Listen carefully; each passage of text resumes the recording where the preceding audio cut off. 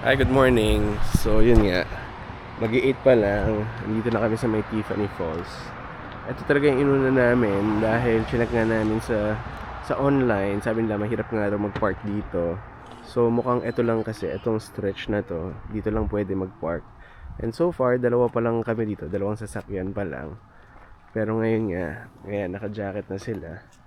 Ano ba yung temperature? Ba't parang ang lamig?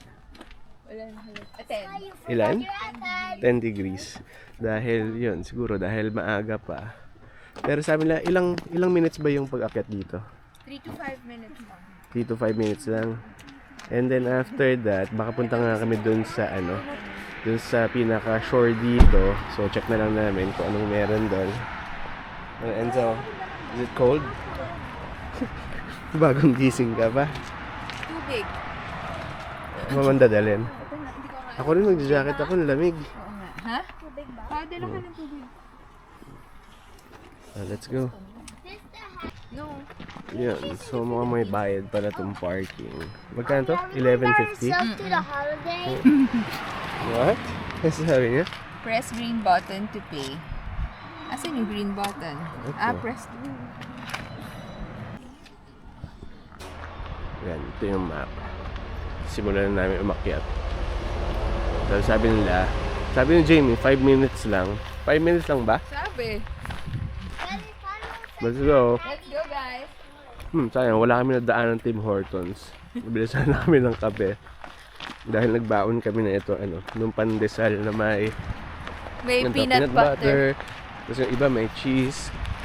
Ngayon, lamig. Parang ngayon na lang ulit naka-experience ng ganito kalamig. Hindi tayo ready. Akala So, natin kanina. paakyat siya. So cold, eh? Okay. What are you eating? Huh. A sandwich. What's inside? Is that cheese or peanut butter? Cheese. No, that's peanut butter. Less pabor. Bakit? Ang ginaw. Mali, dapat nag-leggings na.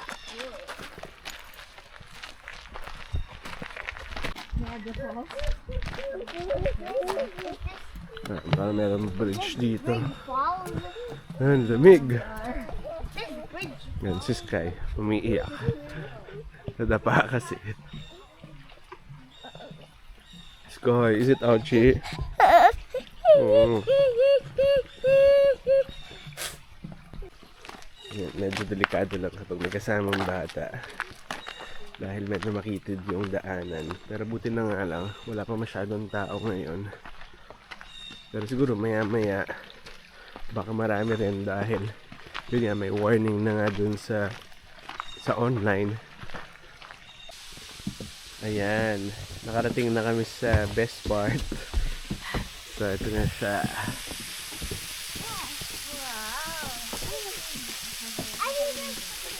Kanina akala ni Enzo kasi laki ng Niagara Falls yung falls. Ako din eh.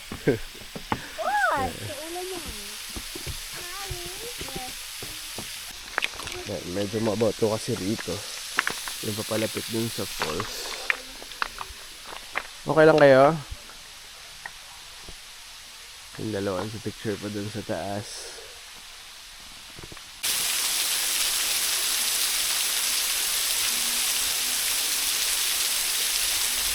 Stones. These are rocks.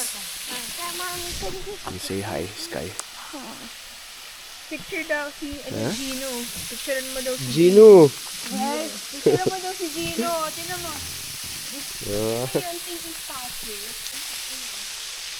Okay, let's go. Balik na kami sa sasakyan. Alam mo na kung saan tayo pupunta next? Search na lang natin sa kotse. Oh, be careful, Enzo. Ayan, dito na kami sa sasakyan. $11.50. Hindi naman ata parking yun. Ayan, so magti-Tim Hortons na lang daw muna kami dahil pare-pareho kami nilalamig na. Ha? Dero. Sabi iba yung vibe dito, no? Ayan, dito naman sa Tim Hortons. Pero parang kakaiba yung Tim Hortons dito.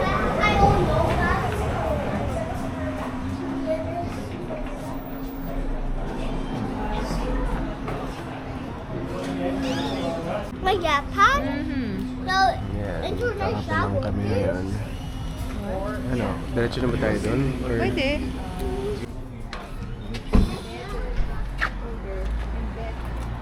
Yun, so punta na kami doon sa next na destination namin, doon sa Hutches on the Beach.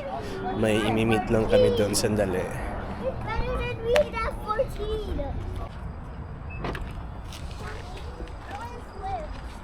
Yun, medyo napaaga kami. Kasi 10:05 pa lang. Yung usapan kasi is 10:30. So mag-ikot-ikot muna lang muna kami dito. Dahil siya, nasa lakeshore din siya. And kanina nga, nung papunta kami rito, medyo nagandahan kami sa lugar. Kasi aside from tahimik siya. Where's the beach? Ano yung nagustuhan mo rito? Parang classic yung itsura niya. Parang feeling mo sa ka talaga, ibang bansa. Nasa Canada ka talaga.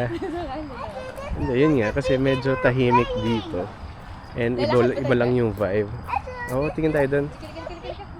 Ewan ko, pwede ba tayo dyan? Walang tao eh.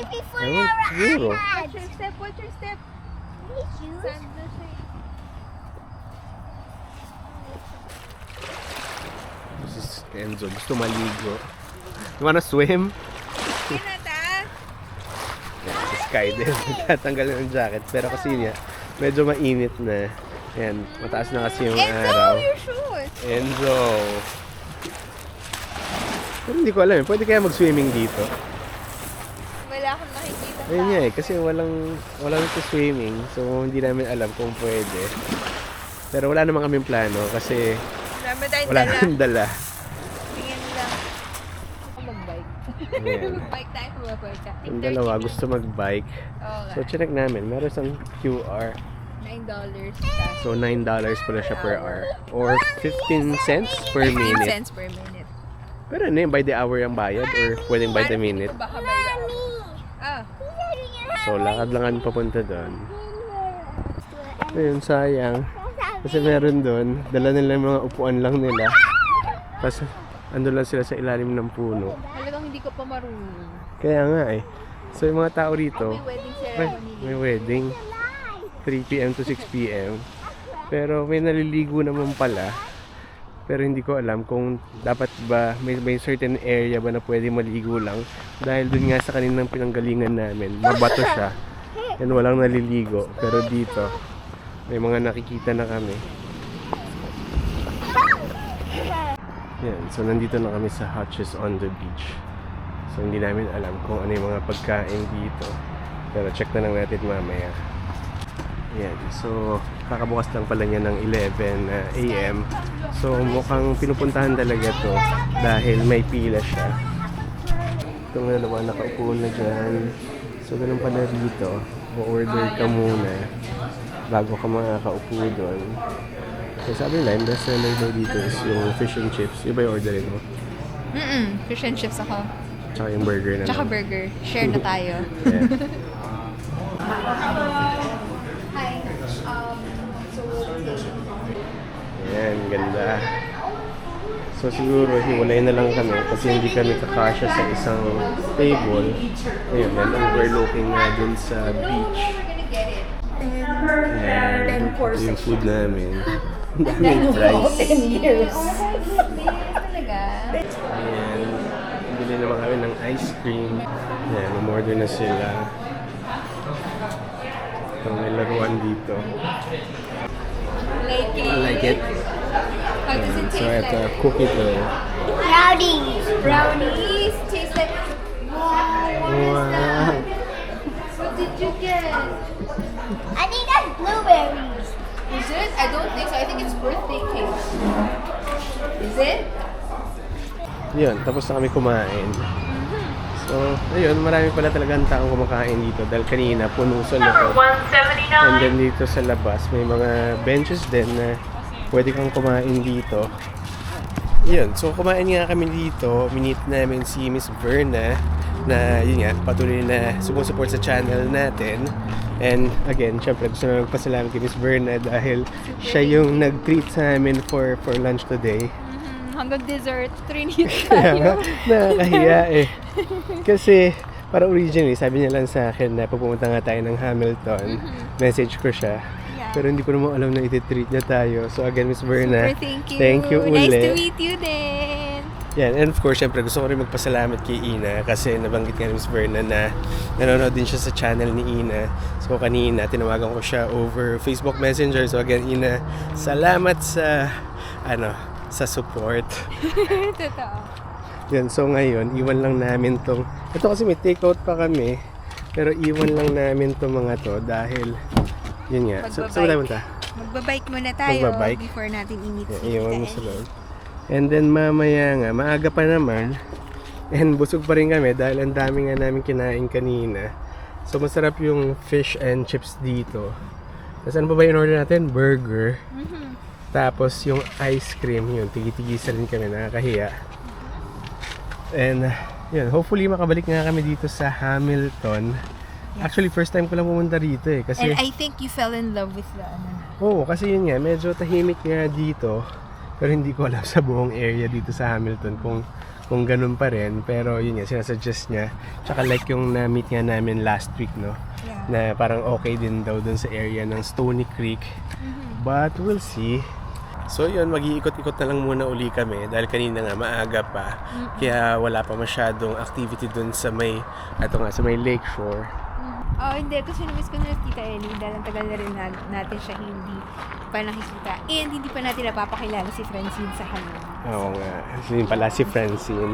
Kasi yun nga, sabi rin sa akin ni Miss Berna na pagdating ni Francine, punta raw tayo dito. So yun nga, parang nagkataon lang, no? Na punta tayo dito sa Hamilton. Sabi nga sa'yo, walang nangyayari ng coincidence. So everything happens for a purpose. Diba? Yeah. Ayan, para sila. Tara na. Ayan na. Nagbayad na si Madam. Ano, marunong ka ba?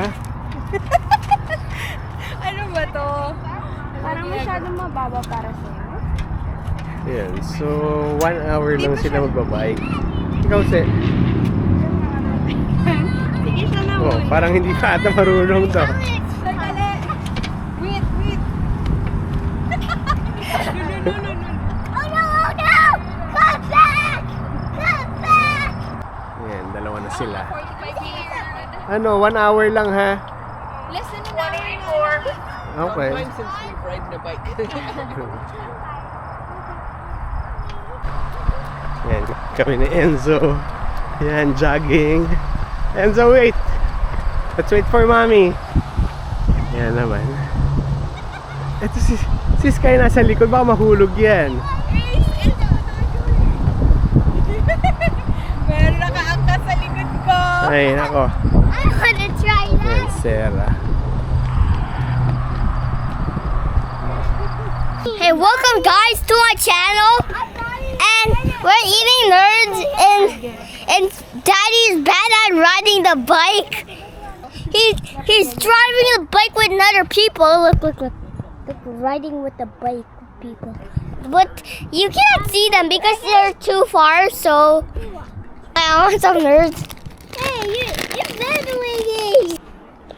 Sky, just stay here. Mommy, I got 2 big ones. Oh, look, I got 2 big ones. So did you ride the bike? Did you enjoy riding the bike with Sarah? You're getting my nerves. Matapon. Careful. Okay. Enzo, please stay here. Chips! This is my chips. What I think is are chips. You have fun?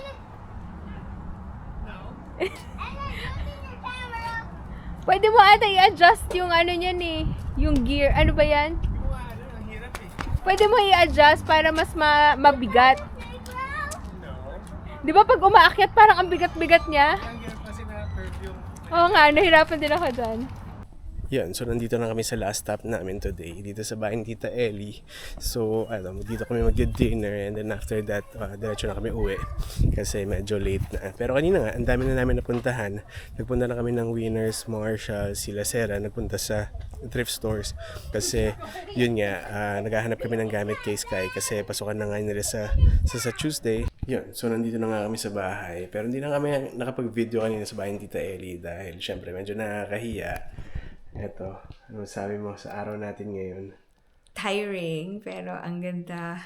Nagkaroon ka ng idea, no? Kung saan ka pwedeng magstay kapag in the future. Yan, so while yung mga bata, ayun, tulog na. Sa kotse pa lang, tulog na sila. Pero sabi nga ni Jamie, nagkaroon lang kami ng prospect kasi hindi ko nga ina-expect na ganun pala kaganda sa Hamilton. Although kasi before, narinig ko na yung Hamilton, pero sabi kasi nila, yun nga, maraming araw homeless, pero sa may downtown area. Actually, kanina, nadaanan din naman namin yon pero hindi naman siya ganun kalala compared dun sa naiisip namin before. And ako personally, nagustuhan ko dun sa Hamilton kasi yun nga, tahimik siya. Ang nagustuhan ko dun is meron siyang lakeshore na pwedeng mo puntahan na hindi ganun ka-congested kasi unlike dito nga sa Mississauga, every time na nag-attempt nga kami pupunta dun sa mga park na malapit nga dun sa lakeshore, parang hindi kami natutuloy every time kasi yun nga, it's either mahirap yung parking, yun, tapos marami rin tao.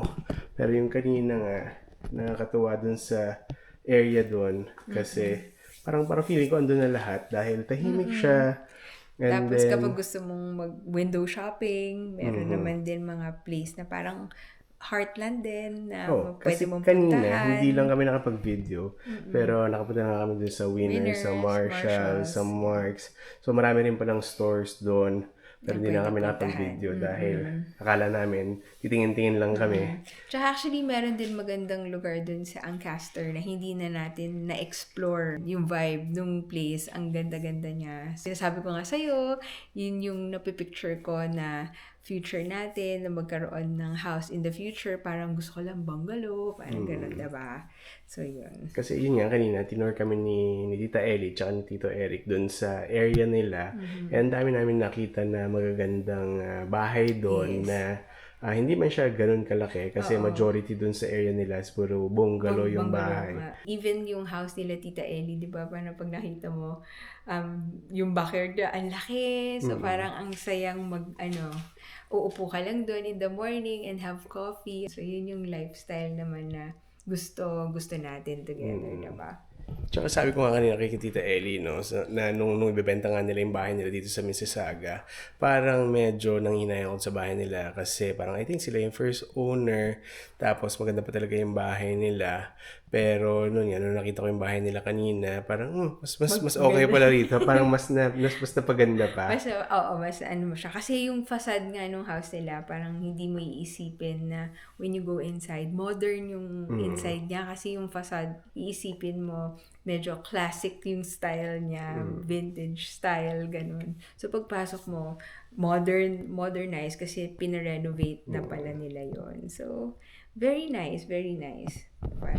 So, sabi nga ni Jamie, nakakapagod tong araw na to. Pero overall, masaya kami. Kasi nung morning nga, na-meet nga namin si Miss Verna. And again, gusto ko na namin salamat dun sa pa-lunch niya. And then, nag-ikot-ikot kami.